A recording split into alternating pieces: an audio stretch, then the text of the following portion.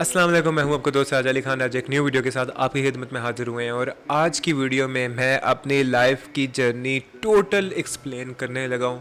मतलब पॉडकास्ट भी काफ़ी मैंने इस बारे में किए हैं, टिकटॉक पे भी जो लोग मुझे पुराने जानते हैं उनको भी मेरी ज़िंदगी के बारे में पता होगा, लेकिन आज तक मैंने कभी खुल के नहीं बताया।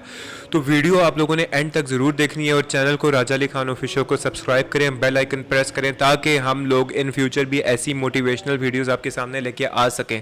ये वीडियो ख़ास इसलिए होगी क्योंकि इस वीडियो में मैंने जो चीज़ें मैंने आपको बतानी है ना, वो आप लोगों ने शेयर भी करनी है उन लोगों के साथ जो लोग ब्रेकअप से गुजर रहे हैं या जो लोग ज़िंदगी में कोई भी उनको प्रॉब्लम है, जो चाहे फाइनेंस का इशू है, चाहे फाइनेंशियल इशू है, चाहे पेरेंट्स का इशू है, चाहे रिलेशनशिप का इशू है, चाहे कुछ भी है, तो उन लोगों के साथ आपने शेयर करनी है। उनके लिए इंशाल्लाह ताला ये काफ़ी काफ़ी काफ़ी हेल्पफुल रहेगी।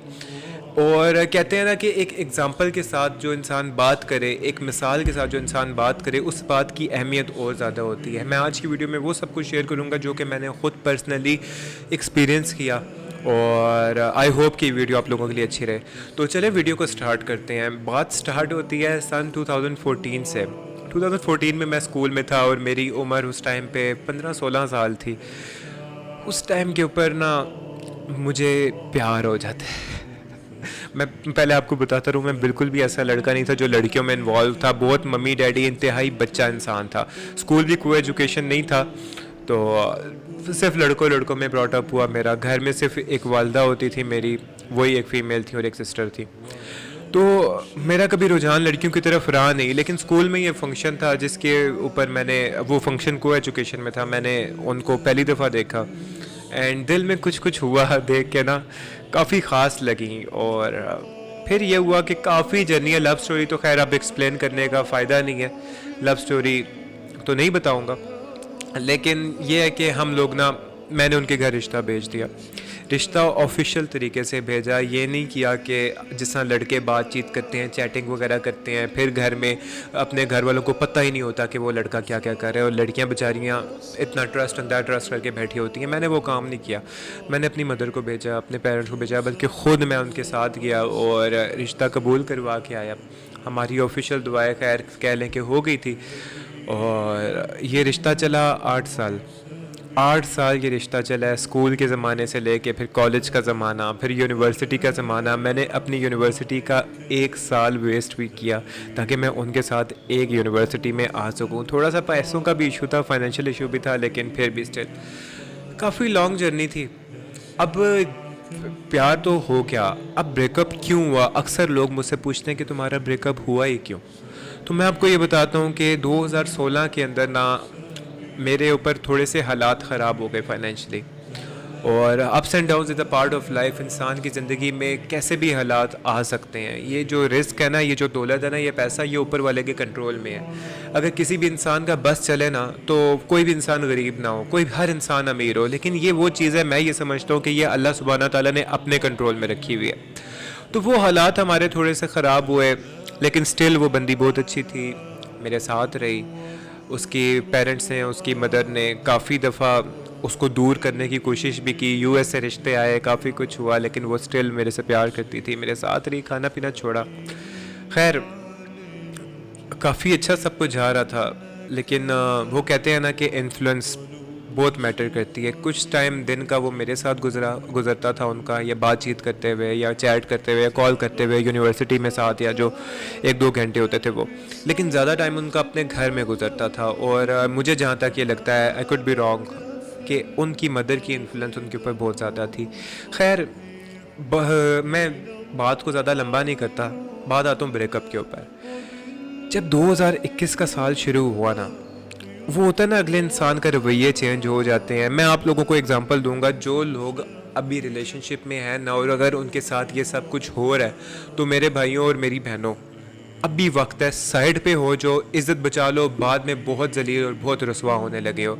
अगर अगले इंसान का आपके साथ बिहेवियर चेंज होता है, वो आपको नज़र आ रहा है। अगले इंसान जिस तरह पहले वो आपके साथ बड़े अच्छे तरीके से बात करता था, अब अगर बातचीत वैसे तरीके से नहीं कर रहा, आप इग्नोर हो रहे हो, लेकिन फिर भी आप अपने दिल की वजह से उनके साथ हो कि यार चलो कोई बात नहीं, हो सकता है उसका मूड ख़राब हो सकता है कुछ हो। लेकिन सबसे पहले क्या होता है, इंसान की बातचीत कम होना शुरू होती है, अगले बंदे का इंटरेस्ट आपके अंदर ख़त्म होता है।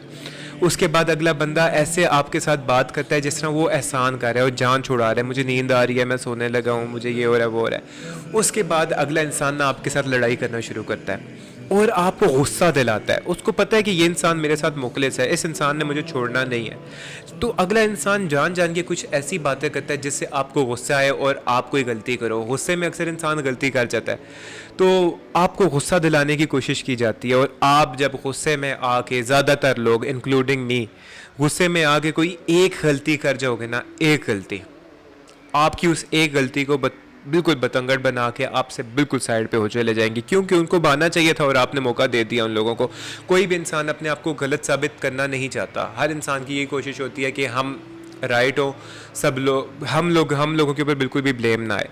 तो खैर मेरे साथ भी कुछ ऐसा हुआ 2021 में के एंड के बाद, के मिड के बाद मुझे उनके एटीट्यूड में चेंजिंग नज़र आना शुरू हो गई और काफ़ी लड़ाई के, काफ़ी मेरा दिमाग ख़राब किया जाता था कि जिससे मुझे लड़ाई हो, लड़ाई करके मैं ख़त्म कर दूँ, कोई ऐसी कर दूँ जिसकी वजह से वो मुझे पकड़ ले मेरी बात को और मैं ख़त्म कर दूँ, ख़त्म हो जाए रिलेशनशिप, उनकी जान छूट जाए मेरे से।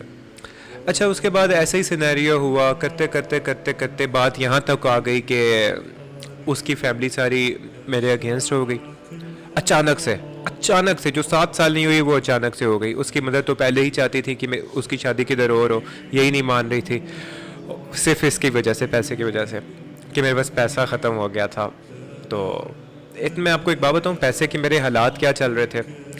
मेरे हालात कुछ ऐसे हो गए थे कि ये जो ग्लासेस है ना, ग्लासेस ये टूटी है ना, ये टूट गई थी मेरी, और ये मेरे पास 1000-1500 रुपये की ग्लासेस आती है, मेरे पास ग्लासेस बनवाने के पैसे नहीं थे और मैं धागे से बांध के ना गुजारा करता था।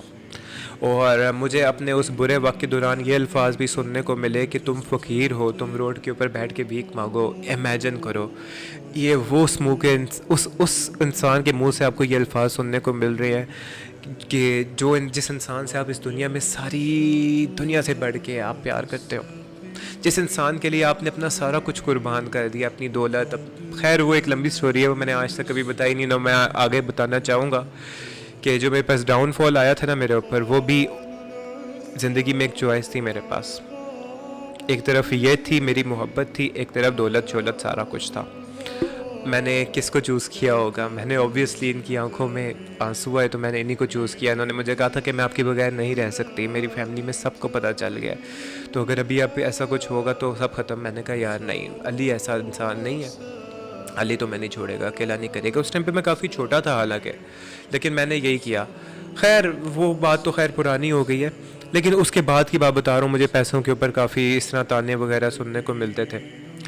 उसके बाद ना बात यहाँ तक पहुँच गई कि ब्रेकअप के ऊपर बात आ गई। उसकी ने कहा कि मेरी फैमिली नहीं मानती।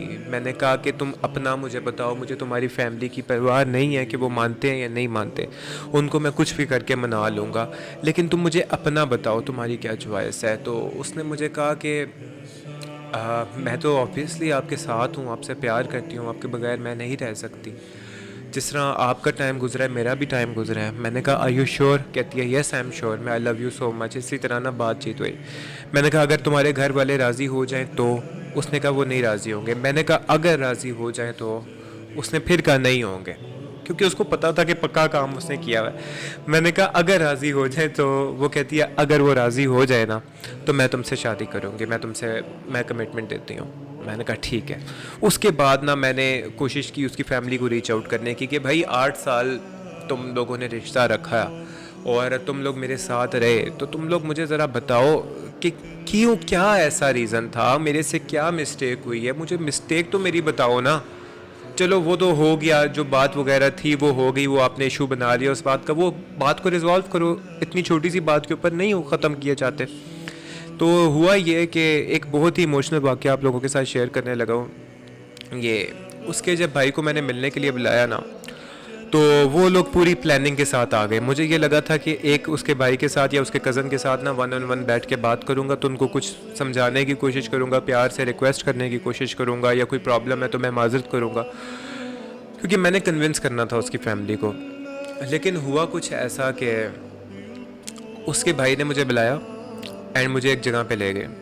उस जगह पे मैं गया हूँ तो काफ़ी एक सीनियर बंदे पॉलिटिक्स में होते थे MNA थे या MPA थे, मुझे एग्जैक्ट नहीं पता, लेकिन सारे एरिया के काउंसलर कह लें, काफ़ी एक सीनियर बंदे थे।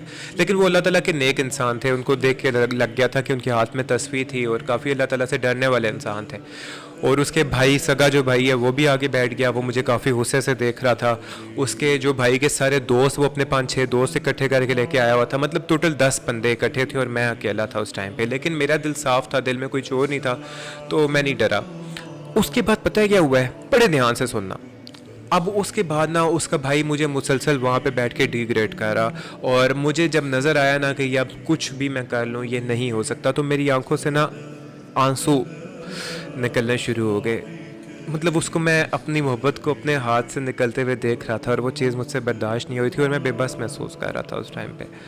तो जब मेरी आंखों में आंसू आया ना, तो उसके भाई ने कहा तुम खुश रहे हो, तुम खुश रहे हो, मर्द क्योंकि रोते नहीं हैं। मैंने कहा कि अगर मैं खुश रहा हूँ ना और मर्द तुम्हारे जैसे होते हैं तो ट्रस्ट मी, मैं खुश रहा ही बेहतर हूँ, ठीक है, मुझे मर्द नहीं बनना फिर, अगर तुम जैसे पत्थर दिल लोग और बेहिस लोग मर्द होते हैं। खैर ये बात भी थी। फिर आगे वो उस लड़का, उसने काफ़ी मेरे से बदतमीज़ी की, उसके भाई ने, सगे भाई ने। तो क्या हुआ, अल्लाह ताला, मैं मज़लूम था ना, मैं हक़ पे था, तो अल्लाह ताला ने क्या किया, वो जो जिस बंदा था ना जो बड़ा बैठा हुआ था, उसी बंदे ने कहा आप जाओ यहाँ से, निकलो कमरे से बाहर, जाओ आप कमरे से निकलो बाहर। उसके भाई को कहा कि मैं जब ये मुझे यहाँ पे बैठ के तुमने बात करने बिठाया है तो तुम क्यों बीच में फिर बोल रहे हो, बदतमीज़ी कर रहे हो मेरे मौजूदगी में। वो अच्छा इंसान था बड़ा। तो खैर अल्लाह ताला ने वहाँ पे इज़्ज़त दी। फिर सारी उसके भाई के बाहर जाने के बाद सारी बातचीत हुई, और उसके सारे भाई के जो दोस्त भी साथ आए थे ना, तो उन्होंने भी कहा था कि यार ये बंदा तो ठीक है, पता नहीं क्या समझ आया, क्यों ये लोग इस तरह इसके साथ कर रहे हैं। मतलब उसके जो दोस्त आए थे ना, देखिए अल्लाह ताला इंसान का कितना साथ देता है अगर इंसान का दिल साफ़ हो तो। उसके जो दोस्त मेरे पास आए थे, उन दोस्तों ने भी मेरी जाते हुए मेरी साइड ली, और मुझे उनमें से एक दोस्त ने कहा था कि आज की रात आपके लिए बहुत इंपॉर्टेंट है, बहुत दुआएँ करना। अब मुझे दुआ के लिए उनने क्यों बोला वो मैं आपको बताता हूँ। अब वो जो बड़े बैठे हुए थे ना सामने, तो वो कहते हैं मुझे कि अली बेटा, कि मैं बड़े प्यार से मुझे कहते हैं कि बेटा अगर मेरी अपनी बेटी भी हो, मैं फ़ोर्सफुली उसकी शादी तो किसी से नहीं करवा सकता ना। अगर वो लड़की ही नहीं करना चाह रही आपको, आपके साथ शादी, तो फिर उसके साथ फोर्स कैसे किया जा सकता है। मेरे एकदम से मैंने कहा अब बात आई है ना मेरे मतलब की। मैंने कहा कि वो लड़की तो मुझे कहती है कि वो मेरे घर वाले मुझे फ़ोर्स कर रहे हैं, मैं आपसे प्यार करती हूँ, मैं आपके साथ ही करना चाहती हूँ, मैं 8 साल आपके साथ रही हूँ, मैं आपके बगैर नहीं रह सकती। तो वो उन्होंने उसके कज़न की तरफ देखा बड़े, फिर उन्होंने मेरी तरफ देखा। उन्होंने कहा कि अगर तो ऐसी बात है ना कि वो लड़की मान जाती है और उसके घर वाले उसे फोर्स कर रहे हैं और ये ज़बरदस्ती आप लोगों को अलग किया जा रहा है, तो मैं आपकी शादी खुद करवाऊंगा, लेकिन आपसे पहले अब डिसीजन, अब ये मर्ज़ी जो है ना वो उस लड़की से पूछी जाएगी। उन्होंने उसके कज़न का बताया। उसका कज़न एक अच्छा इंसान था, मुझे भी वो पर्सनली वो इंसान आज की डेट तक याद आता है। बड़ा प्यारा इंसान था, अच्छा इंसान था, मोहसिन भाई नाम। तो उन्होंने कहा कि आपको मोहसिन भाई के ऊपर या आपको उनके ऊपर यकीन है। मैंने कहा जी मुझे यकीन है, ठीक है, लेकिन फिर भी मैंने अपनी ज़ाती तसल्ली के लिए ना, क्योंकि मैं बिल्कुल भी रिस्क नहीं लेना चाहता था, मैंने अपनी ज़ाती तसल्ली के लिए मैंने अपनी मदर को अगले दिन ना, उस मीटिंग के अगले दिन उनके घर भेज दिया। और मैंने कहा मम्मा आप जाके फ़ेस टू फेस उनसे बात करें, उससे कहें कि आपको किसी से भी डरने की ज़रूरत नहीं है, घबराने की ज़रूरत नहीं, खुल के बात करो, अभी तुम्हारी ज़िंदगी का फ़ैसला होने लगा है, बोलो, अभी मौका है। तो मेरी मम्मा उनके घर गई, मैं उनको खुद ड्रॉप करके आया। मेरी मदर ने ना फ़ोन ऑन रखा हुआ था ताकि मैं कॉल पे वहाँ पे सारी कन्वर्सेशन सुन सकूँ, ताकि मुझे तसल्ली हो, क्योंकि मैं बहुत ज़्यादा पॉजेसिव था उनके मामले में। तो जो फ़ोन पे मैंने बातें सुनी है ना यार, वो बातें ऐसी थी कि मेरे पाँव के नीचे से ज़मीन निकलने वाली वो बातें थी। मेरी मदर ने काफ़ी उनको कन्विंस करने की कोशिश की। मेरी मम्मा नहीं जा रही थी उनके घर, वो मेरी खातिर गई, लेकिन स्टिल मैंने फ़ोन पे अपनी मामा को काफ़ी उनको कन्विंस करते हुए देखा। मेरी मम्मा काफ़ी उनको कन्विंस कर रही थी, लेकिन वो लोग एक बात नहीं सुन रही थी। वो लड़की वो कहती है कि मैं मूव ऑन कर चुकी हूँ, अब मैं अली के साथ नहीं रहना चाहती, बेहतर यही होगा कि अली भी मूव ऑन कर जाए। मेरी मम्मा कहती हैं कि बच्चे वो आपसे बहुत प्यार करता है, आपके बगैर वो नहीं रह सकता, आप अभी ना करो, आप 6 महीने साल देख लो, वो बहुत मेहनत कर रहा है, वो कुछ ना कुछ उसका हो जाएगा, अल्लाह ताला के ऊपर भरोसा रखो। लेकिन उसने कहा नहीं, अब मैंने डिसीजन ले लिया, अब मैंने फ़ैसला कर लिया, अब मैं मूव ऑन। कोई सवाल ही नहीं पैदा होता कि मैं 1% भी अली के साथ रहूँ।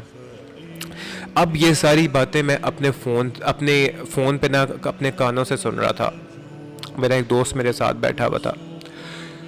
तो जब मैंने ये बात सुनी ना कि वो लड़की तो मुंह पे ही मुकर गई, मतलब जो मुझे कह रही थी कि मैं तुम्हारे साथ रहना चाहती हूँ, मेरे घर वाले नहीं मान रहे, वो लड़की खुद ही नहीं करना चाह रही, वो सिर्फ बहाने थे घर वालों के। मतलब फुल उसका ब्रेन वॉश हो चुका था। अच्छा, अब नेक्स्ट, व्हाट नेक्स्ट? तो बात फिर कुछ ऐसे हुई कि मेरी मम्मा ने उसको कहा कि आप ना अली से बात कर लो, मैं आपकी बात कराती हूँ, आप बात कर लो अली से, आप उसको ख़ुद अपने मुंह से कह दो, क्योंकि वो मेरी बात के ऊपर ना यकीन नहीं करेगा, वो आपके ऊपर बहुत ट्रस्ट करता है। तो फिर उसने कहा कि ठीक है, आप कराएं मेरी बात। मैंने बात की। अब मैं तो सारी बात ऑलरेडी पहले से सुन रहा था ना, मुझे सब पता था। मैंने कहा हेलो, अस्सलाम वालेकुम, कैसी हो? वो कहती है मैं ठीक हूँ, आप कैसे हो? मैंने कहा ठीक। तो वो कहती है कि अली बस अब ख़त्म कर दें इस चीज़ को, मैं भी मूव ऑन कर चुकी हूँ, मैं भी आगे बढ़ गई हूँ, बेहतर यही है कि आप भी मूव ऑन करें, आगे बढ़ जाएं। ये बात वो मेरी ज़िंदगी के 8 साल बाद कह रही है। ये वही लड़की ये बात कर रही थी जो मेरे लिए रो रो के, जिसने मुझे कहा था कि मैं आपके बगैर नहीं रह सकती, मेरी फैमिली में सबको आपका पता है और मैं आपसे बहुत प्यार करती हूँ, तो जिसकी वजह से मैंने अपना सारा कुछ कुर्बान कर दिया था। तो मेरे लिए ये सारी बात सुनना, वो जो दर्द था ना दिल में, वो फीलिंग्स अभी मैं याद भी नहीं कर सकता, मुझे भूल गई है। बहुत तकलीफ़ दे फीलिंग्स थी वो। जब मैंने ये बात अपने कानों से उसी के मुंह से सुनी ना, और मुझे सारी चीज़ हकीकत खुल के मेरे सामने आ गई थी। मेरे अल्फाज ख़त्म हो गए थे। मेरा दोस्त मेरे साथ था। मैं भागते जिम गया हूँ। जिम में पंचिंग बैग लगा हुआ था। मैंने अपनी सारी फ्रस्ट्रेशन, अपना गुस्सा सारी जिम देख रही है कि ये बंदा पंचिंग कर रहा है, पंचिंग बैग के ऊपर फुल ज़ोर से फ्रस्ट्रेशन निकाल रहा हूँ। मेरी मम्मा भी उनके घर ही गई हुई हैं। अच्छा, मैं काफ़ी हर्ट हुआ। खैर, अपनी मम्मा को वहाँ से पिक किया, वहाँ से पिक करके आया। अब मुझे नहीं सब पता था कि मैंने आगे ज़िंदगी में क्या करना है। तो फिर ये हुआ कि वक्त गुजरता गया। 16 फ़रवरी आ गई। ये जनवरी की बात है ना, जनवरी फ़रवरी के स्टार्ट की बात है। अब ना 16 तारीख के ऊपर बात आती है। 16 फरवरी, मुझे वो दिन कभी भी नहीं भूल सकता। 16 फरवरी पे ये हुआ था कि उनके इंस्टाग्राम के हैंडल्स जो थे ना, वो मैं हैंडल कर रहा था, मैं कंट्रोल कर रहा था। पासवर्ड मेरे पास था, फ़ोन में मेरे लॉगिन हुआ था, पिक्चर्स मैं अपलोड करता था, सारा कुछ। उनसे शायद फ़ोन लिया हुआ था घर वालों ने, या ख़ुद उन्होंने फ़ोन अपना इधर उधर किया हुआ था, मुझे नहीं पता। लेकिन 16 फ़रवरी को इंस्टाग्राम का पासवर्ड चेंज होता है। अब जो 16 फ़रवरी है ना, 16 फ़रवरी का दिन मुझे आज तक नहीं भूल सकता। वो बहुत ख़ास डेट थी। क्यों? क्योंकि उसके इंस्टाग्राम का हैंडल मेरे पास था। वो अकाउंट बनाया भी मैंने था, उसके ऊपर पिक्चर्स भी मैं अपलोड करता था। वो भी यूज़ करती थी अपना इंस्टाग्राम। लेकिन 16 फ़रवरी को दिन को पासवर्ड उनका चेंज हो जाता है।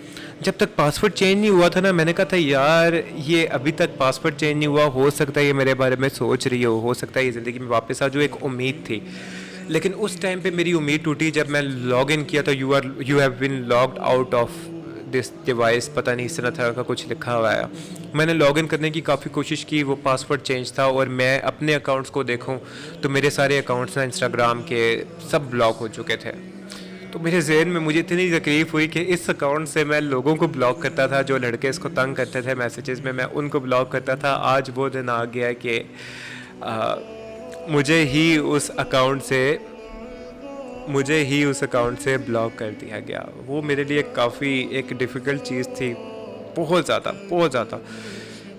उस दिन ना मैं अपनी फैमिली के साथ बाहर जा रहा था कहीं पे डिनर पे ना, तो मेरी मम्मा मेरा बड़ा ख्याल करती थी उन दिनों ना, स्पेशल ट्रीटमेंट देती थी कि मेरा बच्चा है वो ज़रा ठीक हो जाए। वो मुझे दुनिया की तरफ लगाने की कोशिश करती थी। मैं भी अपनी मम्मा के सामने स्ट्रॉन्ग बनने की एक्टिंग करता था, लेकिन अंदर ही अंदर पूरी रात बैठ के मैं रोता रहता था। तो उस दिन ना मैं बाहर गया ना, बाहर जाने के लिए मम्मा कहती हैं तैयार हो जाओ। मैं तैयार होके बैठा और ये सारा कुछ मेरे सामने, इंस्टाग्राम के पासवर्ड चेंज। तो मेरा दिल धड़प रहा था उस टाइम पे बहुत ज़्यादा। अल्लाह ताला ने, मैंने कुरान का मेरे दिल में डाला। उस टाइम पे मैं दीन के करीब नहीं था, लेकिन अचानक से मेरे दिल में आया। वो कहते हैं ना कि जब इंसान बेबस महसूस करता है तो अल्लाह याद आता है। तो मैं कुरान पाक लेके आया। कुरान पाक को उस टाइम पे मैंने रैंडमली ऐसे खोला बीच में से अपनी दिल की बात करके अल्लाह से। तो पता है क्या आया? मुझसे अल्लाह का बहुत बड़ा, जो मेरी सिचुएशन चल रही थी ना, वही चीज़ सामने आई।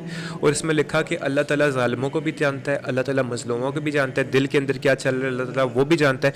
तुम बस सब्र करो और अल्लाह ताला के ऊपर भरोसा रखो, तुम बस देखो क्या होता है। अब वो जब मैंने आयात पढ़ी ना, तो मेरे दिल को काफ़ी होप मिला। वो कहते हैं उस टाइम पर मेरा ईमान का लेवल इतना स्ट्रॉन्ग नहीं था, लेकिन एक रिस्क वाली बात थी। मुझे दिल को काफ़ी होप मिला। खैर डिनर पे गया उस रात को।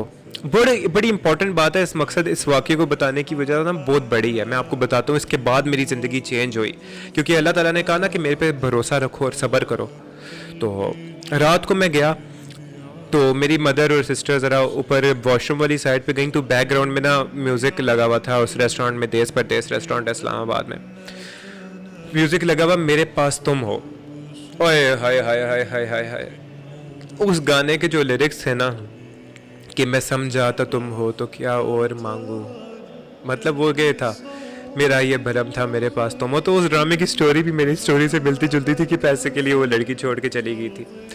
तो खैर वो मुझे सारा सिनेरियो याद आ गया, तो मैं रोने लग गया बैठा बैठा। तो मैंने उसकी मदर को ना एक वॉइस मेल किया।